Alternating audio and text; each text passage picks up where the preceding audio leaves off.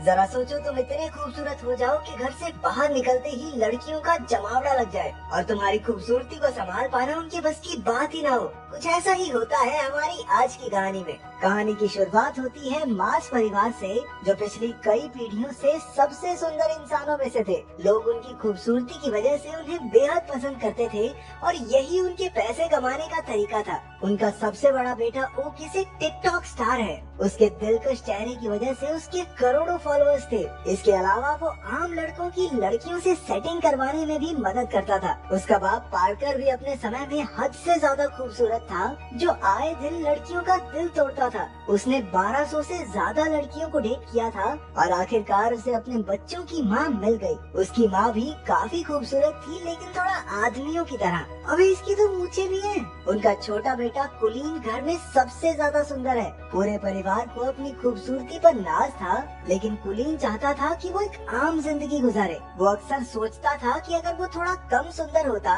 तो हर बार बाहर निकलने पर उसके पीछे लड़कियों की भीड़ ना पड़ती। उसके सुंदर चेहरे की एक झलक देखते ही लड़कियां पागल सी हो जाती। किसी की नाक से खून बहता तो कोई अपने बाल नोचकर इधर उधर कूदने लग जाती। नतीजा ये हुआ कि कुलीन की आज तक किसी लड़की से बात तक नहीं हो पाई थी। वो ज्यादा बाहर नहीं जाता था और अब तक घर से ही पढ़ रहा था। कुलीन के पास अपनी मछली के अलावा बात करने के लिए कोई भी नहीं था। वो अकेला ही पत्ते खेलते हुए मछली से बातें करता रहता। उसके इस बर्ताव से उसके परिवार को काफी चिंता हो रही थी। ओकिस कई बार उसे सुंदर लड़कियों की तस्वीरें दिखाकर पंप देता कि जा भाई, दुनिया में लड़की लड़की पटा, क्या कर रहा है तू।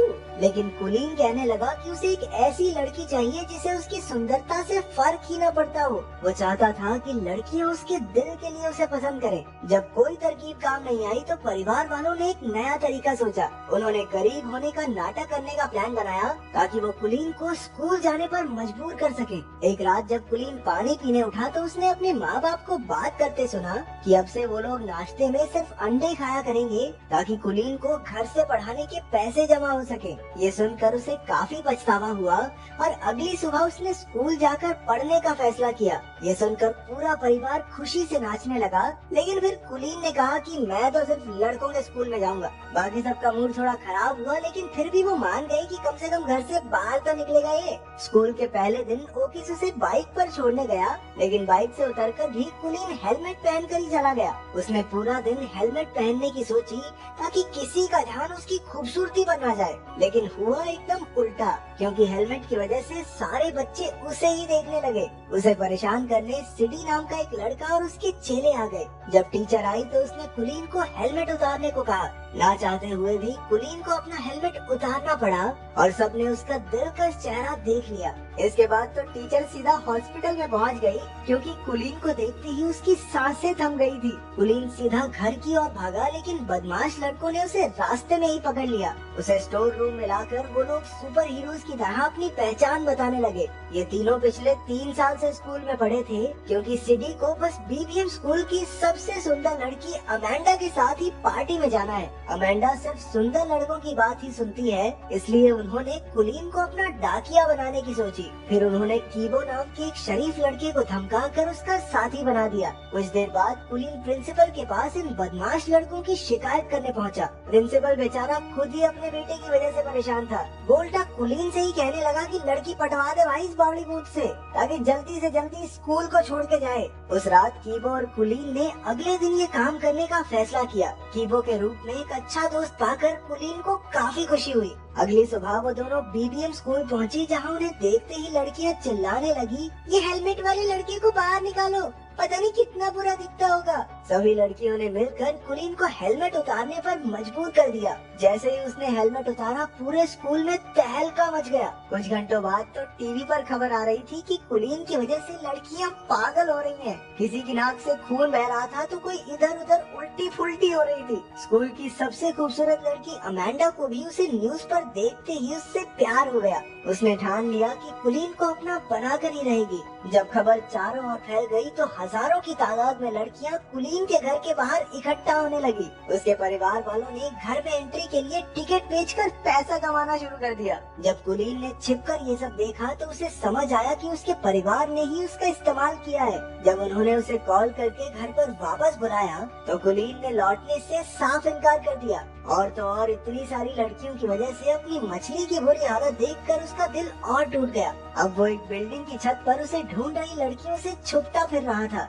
अचानक एक लड़की ने पीछे से आकर कहा, छलांग वलांग मारने का तो प्लान नहीं है ना तुम्हारा? कुलीन हैरान होकर उसे देखने लगा, क्योंकि वो पहली लड़की थी जो उसे देखकर बेहोश नहीं हुई। उसे देखकर कुलीन के दिल की धड़कन बढ़ने लगी और वो कुछ बोल तक नहीं पाया। इसके बाद वो लड़की भी कुछ नहीं बोली और वहाँ से चली गई। कुछ देर बाद वो कीबो के घर रात गुजारने पहुँचा। कीबो और उसकी दादी ने उसका काफी ख्याल रखा। कीबो के कमरे में कुछ बहुत ही रेयर कार्ड्स को देखकर वो काफी खुश हुआ, क्योंकि उसे भी ऐसे कार्ड्स कलेक्ट करने का शौक था। अगले दिन दोनों छत वाली लड़की को ढूंढने लड़कियों के स्कूल में गए। वहाँ पर उनकी मुलाकात अमेंडा से हो गई, जिसे उन्होंने सिटी का खत दे दिया। अमेंडा कुलीन की खूबसूरती से फर्क न पड़ने का नाटक करने लगी, लेकिन जैसे ही वो गया अमेंडा की नाक से भी खून निकलने लगा। कुलीन को सीढ़ियों पर वो लड़की फिर से दिखी, लेकिन अपने आसपास लड़कियों के झुंड की वजह से वो उससे बात नहीं कर पाया। अगले कुछ दिनों तक कुलीन और कीबो साथ रहे और दोनों में गहरी दोस्ती हो गई। अगले दिन कीबो कुलीन को फुटबॉल देखने साथ ले गया,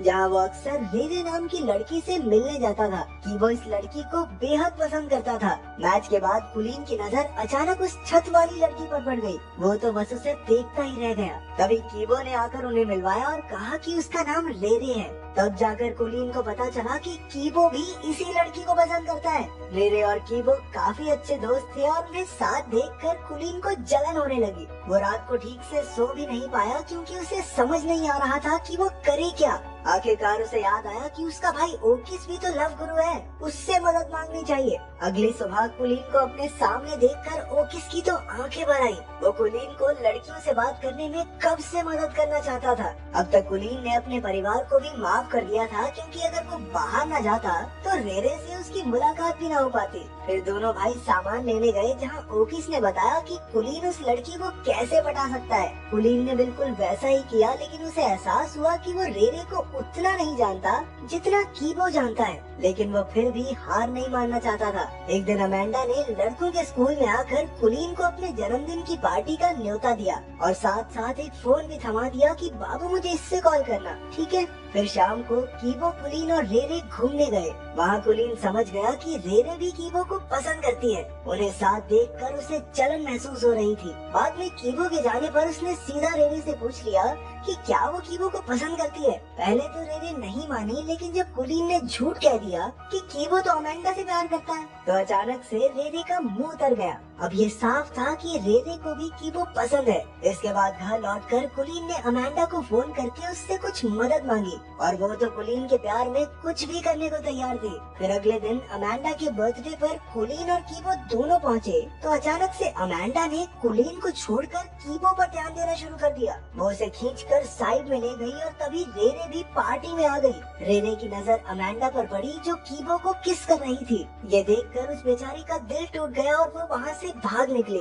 उसके पीछे पीछे कुलीन ने भी जाकर अपने प्यार का इजहार कर दिया। रेरे ने जवाब दिया कि वो तो उसे सिर्फ दोस्त ही समझती है, तो कुलीन ने अपने इकलौते दोस्त को धोखा भी दिया और लड़की भी नहीं मिली। अरे इससे बुरा और क्या होगा। उधर सिटी और उसके चेलों ने भी कीबो और अमेंडा को किस करते देख लिया और उन्होंने गुस्से में कीबो की जमकर धुलाई कर दी। कुलीन दूर खड़ा देखता रहा, लेकिन कीबो को बचाने की उसकी हिम्मत नहीं हुई। बाद में वो कीबो को घर ले आया। अपने दोस्त को दर्द से कराहता देख कुलीन को एहसास हुआ कि उसने बहुत बड़ी गलती कर दी है। उसे अपने किए पर बहुत पछतावा हो रहा था और आखिरकार उसने सारी कहानी कीबो को बता दी। इस धोखे से कीबो हैरान रह गया। वो कहने लगा कि अगर उसे पता होता कि कुलीन भी रेरे को पसंद करता है तो वो खुद ही पीछे हट जाता, लेकिन कुलीन के दिए धोखे के बाद से वो उसका दोस्त बनकर नहीं रहना चाहता। कुलीन पूरे 1 महीने बाद घर लौटा। उसने किसी से बात नहीं की और खुद को कमरे में बंद कर लिया। उसे अपने दोस्त की बहुत याद आती थी।